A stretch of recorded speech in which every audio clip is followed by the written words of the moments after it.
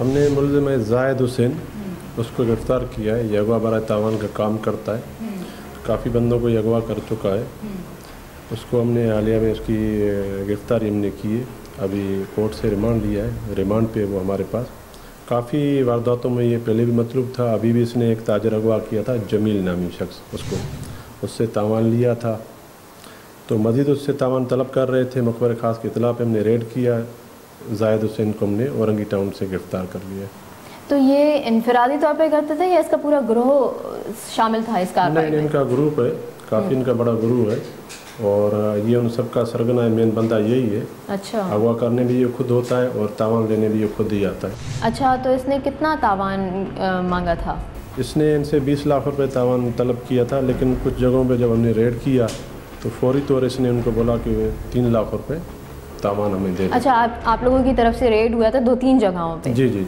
आप लोग इन्वेस्टिगेशन कर रहे थे पहले। मुजरिम जब आप पकड़ लेते हैं तो तावान जो वसूल किया हुआ होता है मुजरिम ने, तो वो आप रिकवर करवाते हैं? तावान जो उन्होंने पहले वसूल किया होता है हम तो काफ़ी, तो उनके फिर बंदे जो हम पकड़ते हैं वो उनसे तो हम वसूल करके मुद्दई पार्टी को दे देते हैं, जो मगवी को अगवा करके पैसे लेते हैं। बाकी जो भाग जाते हैं तो ज़ाहिर बात है, जब वो अरेस्ट होते हैं तो उसके बाद हम उनको पकड़ के लेके आते हैं। फिर कुछ तो वो पैसे जो है ना आगे पीछे कर देते हैं, क्योंकि बाहर होते हैं तो खर्चा कर लेते हैं। बाकी उनके पास जो मौजूद होते हैं वो लेके मुद्दई को दे देते हैं। नाज़रीन, ये तो एक केस था जिसमें एक ताजर को अगवा किया गया था और हमारा जो इदारा है AVCC anti violent crime cell, उसने अपनी कारकर्दगी की और बाजियाब करवा लिया और रंगे हाथों पकड़ा भी मुलजिम को। इस तरह और भी केसेस हैं जिन पे ये लोग कार्रवाई कर रहे हैं और काफ़ी सारे रिजॉल्व भी हो चुके हैं और मुजरिम पकड़े भी जा चुके हैं। और इन्हीं की कारकर्दगी की वजह से आइंदा भी हम उम्मीद कर सकते हैं कि ऐसे केसेस पकड़े जाएंगे और हमें उम्मीद की किरण नज़र आ सकती है। नाज़रीन, मैं इस वक्त मौजूद हूँ SP अकरम अब्रो साहब के साथ। मैं इनसे पूछूंगी कि इनके एरिया में लगते हैं ओल्ड सिटी एरियाज़ जो कराची के हैं, जिसके अंदर काफ़ी बड़ी बड़ी मार्केट्स आती हैं, तो वहाँ पे सिक्योरिटी का बड़ा लैप्स है और वहाँ पे आए दिन चोरी डाके वगैरह होते हैं। तो मैं इनसे पूछती हूँ कि पुलिस जो है हमारी, वो सिक्योरिटी के लिए उस इलाके की क्या कर रही है? जी, अस्सलाम वालेकुम। वालेकुम अस्सलाम। सर, आप मुझे ये बताइए कि आए दिन हमारी मार्केट्स में ये चोरियाँ बढ़ती चली जा रही हैं और हमारी जो ताजर बरादरी है वो आए दिन एहतजाज कर रही है इसके ख़िलाफ़, तो इसके बारे में आप क्या कहेंगे? ये सिक्योरिटी लैब्स किसकी तरफ से? हमारे आने से पहले बड़ी सारी वारदातें होती थी, ताजरों को पर्चियाँ जाती थी, उनको अच्छे खासे पैसे देने पड़ते थे और उन्होंने पैसे दे के लोगों की आदत ख़राब कर दी। वो भत्ताखोरी थी और उसको हमने आगे कंट्रोल किया। अभी हमें कुछ तकरीबन 80-90 जवान जो है हमें FC फिनिटर कांस्टेबल के मिले हुए हैं, जिनको हमने रखा हुआ है अपना सराफा मार्केट में। सराफा मार्केट जो है उसका हिस्सा आखिर जाके निकलता है, आपने देखा होगा कि लियारी में, और वो निकलता है जाके उसमें ली मार्केट में। तो हमने उसकी पूरी पैकिंग की हुई है उन गलियों में। तो उसके बाद सराफा मार्केट से आप बेशक खुद भी चले जाएँ, आपको कोई शिकायत नहीं आएगी कि कोई सराफा बाज़ार में कोई लूटा गया या किसी को धमकी मिली या कोई उसको पैसे ले गए।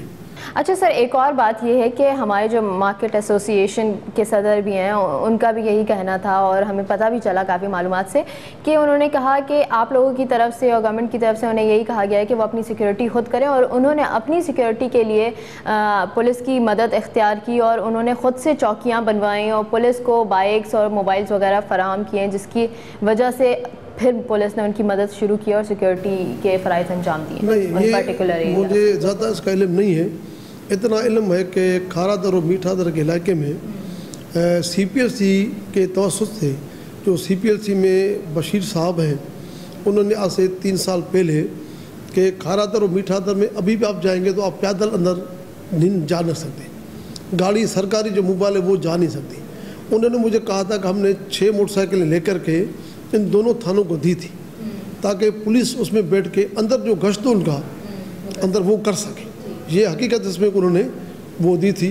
और अभी 2 दिन पहले मेरी फिर चैम्बर ऑफ कॉमर्स वाले मुझे बुलाया था, वो मीटिंग हुई थी, उसमें उन्होंने कहा जी हम आपको मज़ीद मोटरसाइकिलें देने के लिए तैयार हैं, ख़ास करके ये खारादर मीठादर मार्केट और दूसरा टिम्बर मार्केट वाले।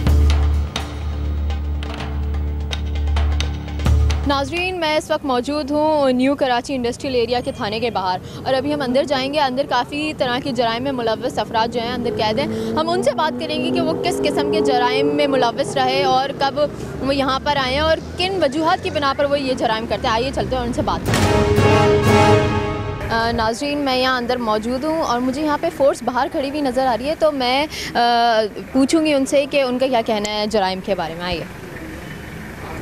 अस्सलाम वालेकुम सर। वालेकुम सलाम। आपसे मैंने बात करनी है थोड़ी सी कि ये जो यहाँ पे मुझे इतला है लोग कुछ ना जब्ती कर रहे हैं। अच्छा। जो डाकू, तो मैं पहुँच रहा हूँ। आपने बोले चल रहे हैं तो फिर चलें। अच्छा, किस किस्म की चोरी वगैरह हो रही है? स्नैचिंग कर रहे हैं। इसने जब जाके पता करता हूँ क्या मामला है। अच्छा चलें, ठीक है, आप चलें, हम लोग आ रहे हैं। नाज़रीन, हमें जो SHO साहब थे उन्होंने ये बताया कि वो लोग रेड कर रहे हैं। एक जगह पे उन्हें इत्तला मिली है कि कुछ जराइम पेशा लोग लूट मार कर रहे हैं, तो ये लोग स्पॉट पे जा रहे हैं। तो हम भी उनके साथ पीछे उनके जा रहे हैं मोबाइल के, और हम देखेंगे कि पुलिस अपनी कारकर्दगी किस तरह दिखाती है, क्या लायामल इख्तियार करती है और किस तरीके से वो मुजरिमों को पकड़ती है। ये हम उस स्पॉट तक पहुँच रहे हैं और बड़ी सुनसान सी जगह है। यहाँ पे ये कुछ नज़र तो आ रहे हैं।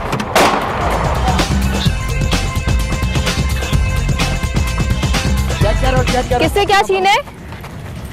तुमसे छीना है इसने? छीना, मैं फोन पे बात करता हूँ। अच्छा, तो ये किस चीज़ पे था? ये 3 लड़के थे यहाँ पे साइड पे खड़े हुए, एकदम आ गए अचानक। तलाशी ये मोबाइल निकले, ये हाँ, गन निकली है, मोबाइल निकले, और ये तुमसे ही अभी छीने? अभी मजीद चेक कर रहे हैं। इतने सारे मोबाइल से भी आए होंगे ये छीना जब भी जा दो साथी कहाँ गए? ये साथी कहाँ गए? वो भाग गए। बिठाओ गाड़ी में, बिठाओ इसको। मोबाइल में। नाजरीन, ये मेरे पीछे ये रेड किया और ये फौरी तौर पे एक्शन हुआ। रंगे हाथों यहाँ पे एक मुजरिम को पकड़ा गया जो कि मोबाइल स्नैचिंग कर रहा था। एक लड़के से ये मोबाइल चोरी कर रहा था और ये इसका समझे पेशा है, ये यही कर रहा होता है अक्सर और बेशतर। अब इसको लेके जा रहे हैं थाने में। अब देखते हैं कि क्या इन्वेस्टिगेशन होती है, उनकी क्या कार्रवाई होती है। नाज़रीन, ये मुजरिम जो है ये थाने के अंदर पहुंच चुका है और पुलिस का ये कहना था कि ये पूरे दिन से यहाँ ये चोरी करता हुआ आ रहा है। तो इन्हें इत्तला मिली थी कि ये काफ़ी बंदों से लूट चुका है। तो अभी ये थाने के करीब की एक जगह थी जहाँ पे ये लूट मार कर रहा था, तो इसको पकड़ लिया पुलिस वालों ने। नाज़रीन, ये वो मुजरिम है जो कि पकड़ा गया है, जो कि चोरियाँ कर रहा था। तुम ये बताओ, तुम कब से कर रहे हो ये हरकतें? तकरीबन 3 महीने हुए। 3 महीने से लूट मार कर रहे हो? जी। कितनों को आज तक लूटा? 8-10 वारदातें की हैं। मोबाइल फ़ोन ही छीन लेते हैं, इस तरह जो नज़र आता। तो कहाँ जाके बेचते हो? किसी को भी दे देते हैं, एरिया में क्या निकाल देते हैं। तो इससे पहले कभी तुम पे एक्शन नहीं लिया पुलिस ने? कभी तुम्हें देखा नहीं, कभी नहीं पकड़ा? इतने महीने से तुम कर रहे हो हैं? 2-3 दफ़ा निकल गया हूँ, भाग गया था मैं। 2-3 दफ़ा? तुम्हें कभी खौफ नहीं आया कि तुम्हें लग जाएगी गोली, या तुम्हें कभी कोई इस तरह से डरा है? मजबूरी है, हम क्या कह रहे हैं, बेरोजगारी है, जॉब है नहीं, काम तो बेरोजगारी का मतलब क्या? तुम्हें कोई घर पे बैठे नौकरी ला के देगा कि आओ नौकरी लो, नहीं है तो जाओ लूट मार करो? तुम पता है क्या पैगाम दे रहे हो कि बेरोजगारी गुर्बत हो जाए तो जाके डाके मारो लोगों के।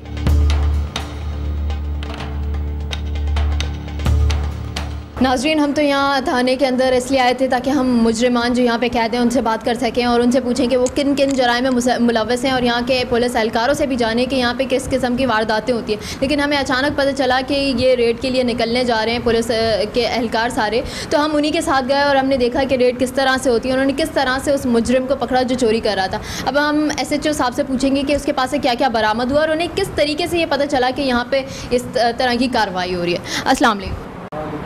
अच्छा सर, मुझे ये बताइए, मैंने तमाम कार्रवाई देखी, सबने देखी, आप मुझे सिर्फ ये बताइए कि आप लोगों को पता कैसे चलता है कि ये इस जगह पे ये कार्रवाई हुई? बस इतला मिली थी, आप बर वक्त आ गए, आपने सारा सीन जो है खुद ब खुद देख लिया। पुलिस का आपने एक्शन देखा, कार्रवाई देखी, किसी से कोई ज्यादती नहीं, वेपन बरामद हुए, 2 साथी भाग गए, मोबाइल फ़ोन बरामद हुए हैं। अच्छा सर, यही देखने में आया कि ऐसे लोग जो होते हैं इनके ऊपर पुलिस कार्रवाई करती है, उसके बाद अदालत में केसेस जाते हैं, लेकिन ये लोग बरी हो जाते हैं और निकल जाते हैं कुछ अर्सा सज़ा काटने के बाद, फिर दोबारा ये लोग काम करना शुरू कर देते हैं। तो इससे बेहतर ये नहीं है कि तमाम लोगों के सामने इन लोगों का जो चेहरा है वो सबको दिखा दिया जाए कि हाँ ये लोग मुलव्वस हैं, ये लोग मुजरिम हैं, ताकि जब इनको यही सबक मिल सकता है कि हम तो दुनिया में ज़लील व ख़ार हो ही गए, तो आइंदा जाके अपना रिकॉर्ड ठीक बनाए और अच्छे काम करें। इसी वजह से चेहरा आपको हम दिखाने से ये होता है, जिन जिन की ये चीज़ें हैं उनके लिए प्रॉब्लम क्रिएट होगी। शरारत करेंगे वो अदालत में कि ये मेरी चीज़ है, ये मेरी चीज़, चलने वाला यही है।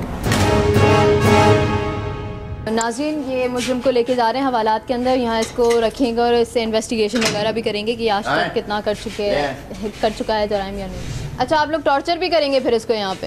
इंटरोगेशन तो बात है, ये कोई उससे बताएंगे नहीं, प्यार से तो बताएंगे नहीं, पोलाइटली तो कोई डाकू बताता नहीं है कि मैंने चोरी करी है। टार्चर से मुराद आप अक्सर मीडिया इस्तेमाल करता है टार्चर टार्चर टार्चर। देखिए ना, हमारे पास मखसूस लोग आते हैं, मखसूस। हमारे पास कोई हार्ट का पेशेंट तो नहीं आएगा कि हम उससे कोई एंजियोग्राफी कराएंगे, ऐसा तो नहीं है पॉसिबल। तो एक तरीक़ाकार से है, थोड़ा सा उसे अपने तरीके से टार्चर का मकसद ये कि हम तशद्दुद नहीं करेंगे। अच्छा। ये बता कोई अच्छा काम तो नहीं किया जी, बिल्कुल, या यहाँ पे ड्रिप लगवाने तो नहीं आया ना, तो ज़रा उसका उसी लिहाज से अच्छे रवैये का मुस्तहिक नहीं है, अच्छे रवैये का मुस्तहिक नहीं है, तो उसको उसी अंदाज में करेंगे। तफ्तीश करते हैं, टार्चर नहीं, तफ्तीश करते हैं। तफ्तीश का फिर वो अंदाज क्या होता है? बात करते हैं, आप उसको थप्पड़ मार, जिसमें मैंने अभी देखा आप थप्पड़ सब मार रहे थे, वो और मुख्तलिफ चीज़ें हैं कि जो नहीं कही जा सकती। बहुत सारे जगाते हैं, खाना खिलाते हैं, जगाते हैं, उससे कोई तकलीफ़ तो नहीं हो रही, उसको उसके जहन को तोड़ते हैं, उसको अंदर तोड़ते हैं कि वो हमारी बात बताए, अपनी चीज़ बताता है, मैंने ऐसे किया, मेरे साथ फलाने थे, मैं उन्हें पकड़वाता हूँ, ये करता हूँ, बस इसकी हद तक। हमारी ज़ाती अदावत उससे नहीं है, हमें क्लियर कर देता है, सीधा रास्ता दे देता है, हम छोड़ देते हैं। कराची के शहरियों की रोदात आपने सुनी, आपने देखा कि हमारे शहरी कितने खौफ और मायूसी के आलम में अपनी ज़िंदगियां गुजारने पर मजबूर हो गए हैं। कानून नाफिज करने वाले इदारों के अहलकारों से क्या कहिए, यहाँ तो आवे का आवा ही बिगड़ा हुआ है। जो शख्स चाहता है और जिसके बस में है वो रातों रात अमीर बनने की कोशिशों में लगा हुआ है। और ये जो सिलसिला है, ये हमारे ऊंचे दर्जे के जो हुक्मरान हैं वहाँ से सिलसिला शुरू होकर नीचे दर्जे के जो हुक्मरान हैं वहाँ तक जाता है। और अगर ये सिलसिला यूँ ही चलता रहा और हर कोई रातों रात अमीर बनने की कोशिशों में लगा रहा, तो जो मुल्ज़िम है उनकी बेखनी करना बहुत मुश्किल हो जाएगा, बल्कि नामुमकिन ही हो जाएगा। तो कबल इसके कि पानी सर से ऊँचा हो जाए, हमारे हुक्मरानों को अपना माइंडसेट जो है वो चेंज करना पड़ेगा और उनको कोई ना कोई इकदाम उठाना पड़ेगा, वरना हमारा मुल्क जो है वो नाकाबिले तलाफ़ी नुकसान जो है हमारे मुल्क को वो उठाना पड़ सकता है। इस हफ्ते के लिए बस इतना ही। आपको हमारा प्रोग्राम कैसा लगा आप हमें बता सकते हैं हमारे फेसबुक पेज पे, जिसका नाम है अवाम की आवाज़। इसके अलावा आप हमें मेल भी कर सकते हैं, मेलिंग एड्रेस है AK@sama.tv। अवाम की आवाज़ की टीम और महविश सिद्दीक को दीजिए इजाज़त। आवाज़ उठाइए, इनकलाब लाइए।